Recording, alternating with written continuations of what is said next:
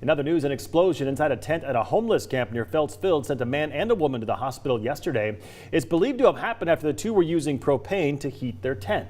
So KREM 2's Ian Smay spoke with the city now about how they're checking on potentially hazardous conditions at camps like that. He's joining us now in the newsroom with more. Ian? Spokane fire crews responded to that explosion near North Waterworks Street and East Suro Avenue shortly after 3 o'clock on Monday. The man and woman injured in that explosion were taken to a local hospital, and the Spokane Fire Department didn't have an update on their condition today.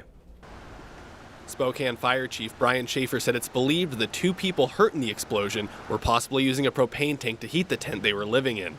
A slow leak may have started, which Schaeffer says may have been sparked by someone lighting a cigarette.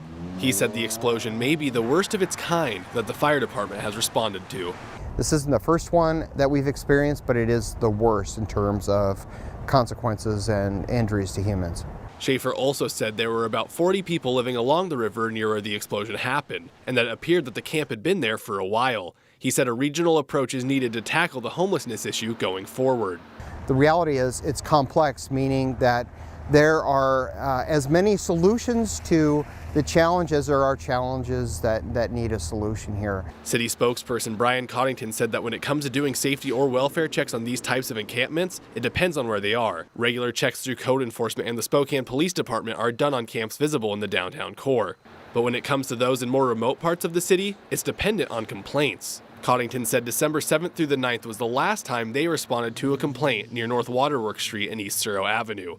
Typically what happens in that area is people from across the river on the north side of the river see activity on the south side, either smoke or they see a gathering of tents in the area.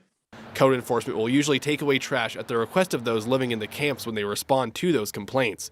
However, when it comes to dealing with dangerous situations, Coddington said it's complicated.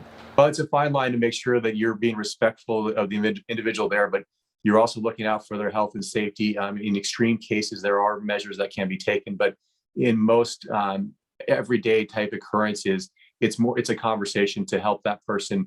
He said they don't usually confiscate things that could lead to a dangerous situation, but they do take away dangerous materials on occasion for safety reasons. When it comes to what happened Monday, Coddington said the city wasn't alerted to the dangerous conditions.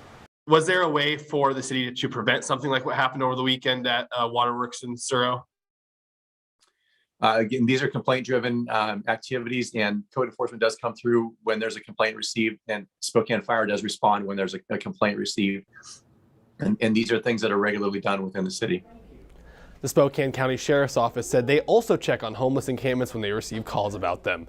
In the newsroom, Ian Smay, KREM 2 News.